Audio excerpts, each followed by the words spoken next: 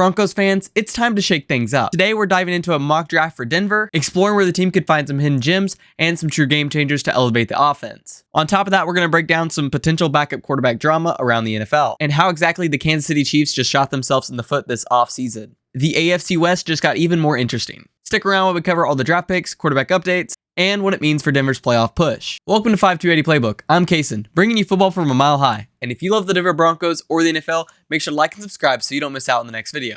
All right, let's talk some football. All right, so we're going to go ahead and get started here with a mock draft. I got the Broncos selected. We're going to do 7 rounds. So we're going to be going off of basically their rankings. We are favoring needs over anything else. There also won't be any trades in this because I'm not paying for the upgraded version to get trades. So let's just go ahead and get started. All right, so we got round 1 out of the way because we do not have a pick. Everything's looking interesting. Jeremiah Love went to the Kansas City Chiefs, which would be a crazy duo with Kenneth Walker. I doubt he would actually fall to them, but if that does happen, that is a nightmare for us. There are some really good names still on the board. We can find out, though, if any of them will fall to us. Darian Price is still available, as well as Eli Stowers. So let's go ahead and start round 2 to see who we can get. All right, so the Denver Broncos are on the clock, and we've got some options here. We've got some really good options. The first one that I see is Eli Stowers, tight end out of Vanderbilt, who I'm actually a pretty good fan of. He had 62 receptions last year for 769 yards and 4 touchdowns for the Vanderbilt offense, and he would definitely add an interesting dynamic for the Broncos. Let's also look at some linebacker position here. That way we can make sure we look at all options. We have Joshua Trotter. That's interesting, but I think I may still go with tight end here. And running back is off the board. I'm definitely going to go with Eli Stowers here. He has a rank 53. There are some good players ahead of him, like a guard and a corner, but I'm pretty confident in those positions for us. So I'm going to go ahead and draft Eli Stowers at pick 62. All right, let's start round 3.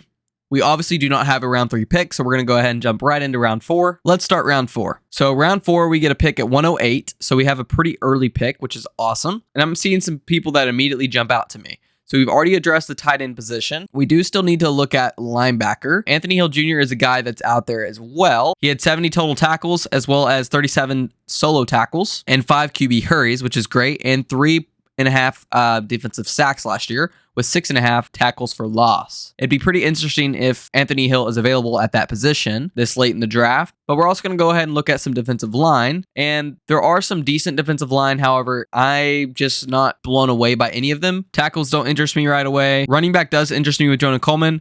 I think I may let him go, though, and see if we can pick him up at pick 111. I think he will still be there. Keshawn Elliott is still available. There's no information for him on that site.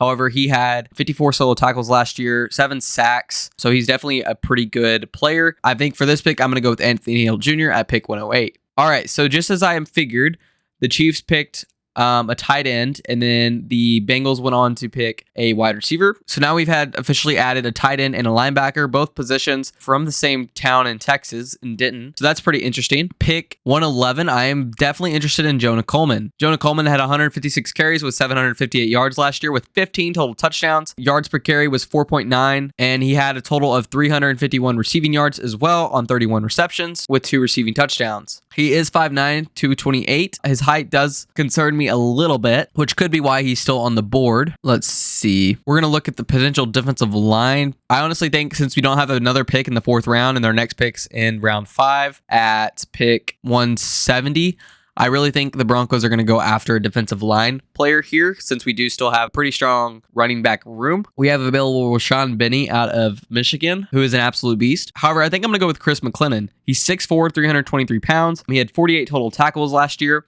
and 6 sacks, as well as 6 QB hurries. The stats for Rashawn Benny are great as well. However, I think I'm more interested in the fact that he has more tackles as well as more sacks. He's getting the quarterback and putting pressure on him.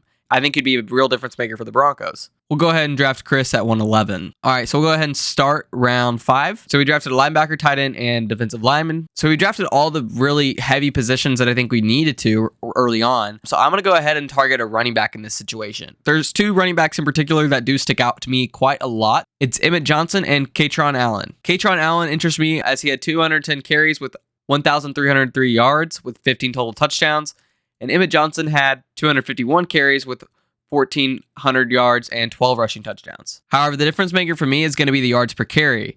And that makes me more interested in Katron Allen. So I'm going to go ahead and draft Katron Allen, who is 5'11", 217-pound running back out of Penn State with pick 170. Broncos do not have a pick in round 6 either, so we're going to go ahead and jump right into round 7. So at pick 246, we still have several options on the board. We have Lorenzo Styles Jr. out of Ohio State, who is still available. And with the experience that Lorenzo Styles has, with 30 total tackles, 18 solo, I'm going to go ahead and pick him with pick 246. And that leaves us with the 2 final picks of the draft with 256 and 257.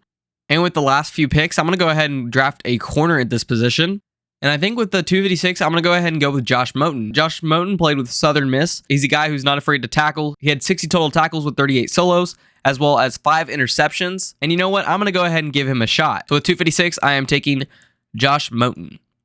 And lastly, with the Mr. Relevant pick, I'm going to go with Patrick Payton out of LSU. He had 33 total tackles last year with 17 solos and 1 sack. And that'll go ahead and finish this draft. With our selections being in round 2, Eli Stowers, round 4, pick 8, Anthony Hill, round 4, pick 11, Chris McLennan, round 5, Katron Allen, round 7, Lorenzo Styles Jr., round 7, pick 40, Josh Moten, and round 7, pick 41, Patrick Payton. It said I did pretty good with the A+ grade, so I'll go ahead and take that. It said Eli Stowers was a great pick, Anthony Hill was also a great pick, and then it gave me a B+ on Chris McLennan, an A- on Katron Allen, and then a B- on Lorenzo Styles, a C+ on Josh Moten, and a C+ on Patrick Payton. But what do you think of my first mock draft? Do you agree with some of the picks, or would you do something differently? Let me know in the comments. All right, let's get in some interesting news. The Kansas City Chiefs signed tight end Travis Kelce to a 3-year deal. A 3-year deal to a guy who was almost going to retire this season.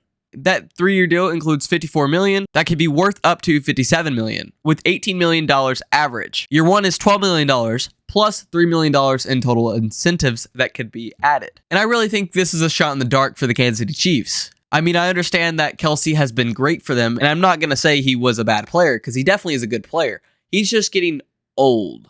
But to each their own, I'll take it. The Broncos can go ahead and get a step ahead of them in this situation. And some also interesting news is the Patriots are releasing quarterback Josh Dobbs. Dobbs was their backup quarterback, obviously, but they released him after they weren't able to find a trade partner, which is really interesting. And to me, it kind of means that maybe the whole rumors that we had a few weeks ago about Jarrett Stidham potentially being traded could be completely over. Since Dobbs was a pretty good backup quarterback, in my opinion, he played against us with the Vikings and did pretty well.